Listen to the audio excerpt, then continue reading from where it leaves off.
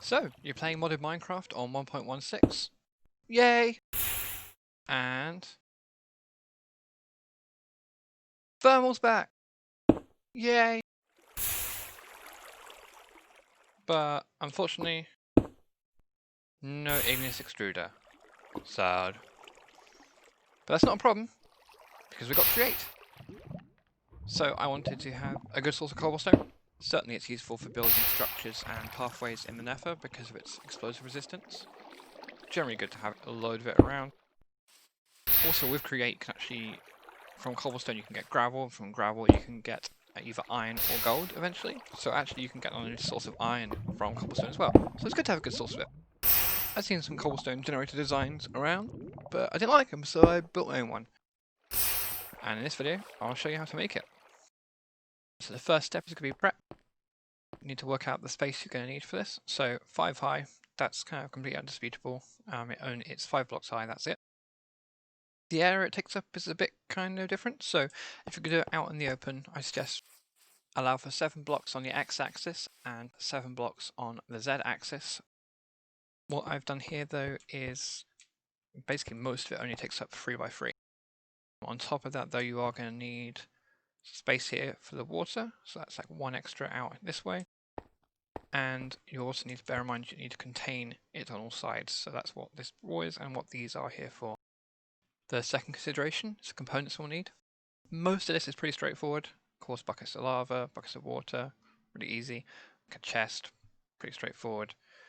We need 1 shaft, they're easy to make, andesite alloy. And most of the create stuff is pretty basic. Shafts and andesite alloy, bits of iron, wood, pretty straightforward. Even mechanical bearing is also pretty straightforward. What is a lot more complicated suddenly is the portable storage interfaces. We do need 2 of these, and this is how we get the cobblestone out of the setup. Now, there's 2 reasons why these are complicated. One, needs a brass casing, which means we need brass sheets. So, brass itself, not the end of the world, but it means you need to have something that can combine things together. So either an alloy kiln, which you can combine the copper and zinc in there. This is a multi-block structure though, so it's a bit of a pain. Or you can do it the proper create way, which would be, I think, in mixing. Doing it this way and combining copper and zinc this way, but you need a blaze burner, so you need to go to the nether and capture a blaze first. I think the most straightforward way is using an induction smelter. You can just combine zinc and copper in here and get brass. So, and this isn't too expensive to make. Sand, blast furnace, bit of tin gear.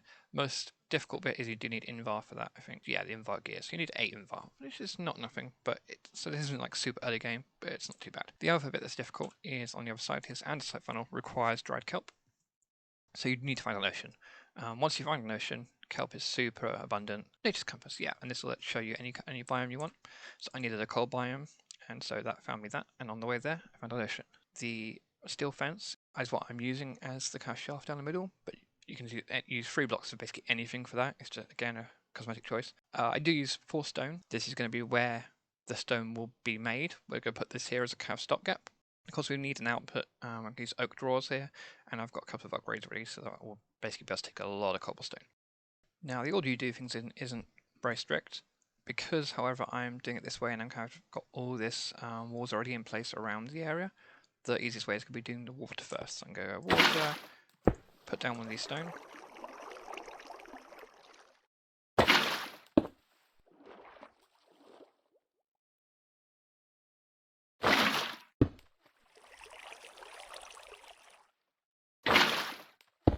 So I'm using stone because that's actually what's going to get created. The way we're making this is not really a cobblestone generator, it's a stone generator.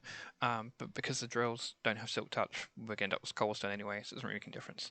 So this is where the stones could get made. I'm going to have the lava above it and the water to the side. Next step we're going to do is starting the shaft off. So I'm going to use steel fences, but you could use really anything. You could use other kinds of fences like nether brick fences, or you could use stone wall. I think you can even use a whole block. It just doesn't look quite right for the whole block to be turning around and clipping through things, so I'm going to do it this way. So first one, we don't want glued, we don't want it sticking to the ground. Then what we're going to do, this is going to be a bit tricky because there's not a lot of space here. I'm going to stick glue on all 4 sides of this. And then we're going to place some mechanical drills. And they're going to get glued to it. Now they're all around the wrong way. So these need to be facing this way around. So basically like kind of going around clockwise.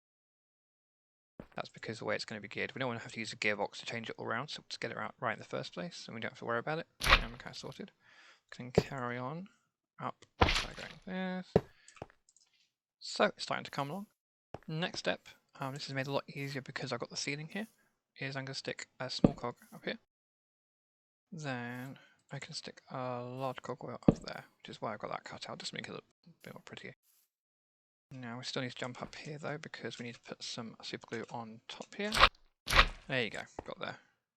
And then I can pop that there, and it's round the right way. Now I'm going to put shaft on here. Gonna put andesite casing around it. Then let's get this encased fan and stick it here, and it's happened to go the right way as well. So it should be fan down, which is what I'm seeing. So most of the mechanism is in place now, and I'm going to work on the actual cobblestone storage and removal. So stick a chest on the back here, and then we'll stick another portable storage interface here. Then what I'll do is I'll just grab a dirt, because this portable storage interface needs to be 1 block away from it. So let's make it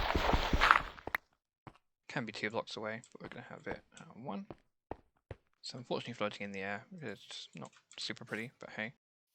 Now it's a bit of a weird thing here with this will not connect to it at the moment, unfortunately. But it will work eventually. And it will connect to that. And let's get this upgraded. So this is where our items are going to come out. Now we're going to add the lava at the back. So we'll put the separator in between the 2 of them. Then install that there, lava there. Block that off there. So we've got our lava in the back ready to go. Front lava, I'm going to do slightly differently.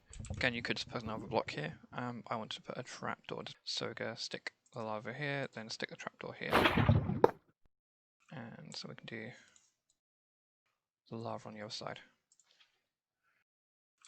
All we should need to do is right click the mechanical bearing to update it. And put a lever on here and start it off. Now that it's running, if we place it, it's going to start working. Just need to get this cable in, stick it into extract mode. And now, when it comes around again, it should actually extract it. Now, yeah, so when I tested it, for some reason it came on set on fire as well. Doesn't actually stop it from working. And there we go, we got our first coming through. So as you can see, I've added more trapdoors to stop the water from escaping from there. It still comes out here, but it doesn't really get very far, so it's not really a problem. And I brought back quantity as well, so we can see how much we got. Oh my gosh, already we've got 144 from running it for just a few minutes. See, it goes up to 160 just there. So basically we get every time it connects here, we're getting 16, because it's gone around 4 times. It's not the most pretty mechanism, especially since it's on fire for some reason. Just to give you a quick peek at how the vertical iron trap doors are done. Just got some levers behind the wall here. Powering this block, which is what approximates these ones, which keeps them upright. Really simple, but just required a little bit of fiddly setting up, so that's why I did it in advance. For those curious what the big marble thing that I built the cobblestone generator inside of is, it is my astral sorcery temple. So I built this to be perfectly the size of a block, though actually it's slightly bigger because this bit here goes out into other blocks.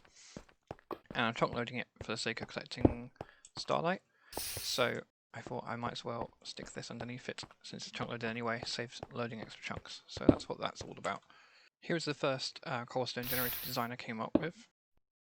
This one uses a piston to push the stone into an area where it's then drilled by the drill. The problem I found with this really is to get the drilling speed any good, you have to like duplicate it loads and loads of times. So starting from quite a slow windmill, it has to go through a load of cogs to get to even like a vaguely good speed, and even then it's a bit slow.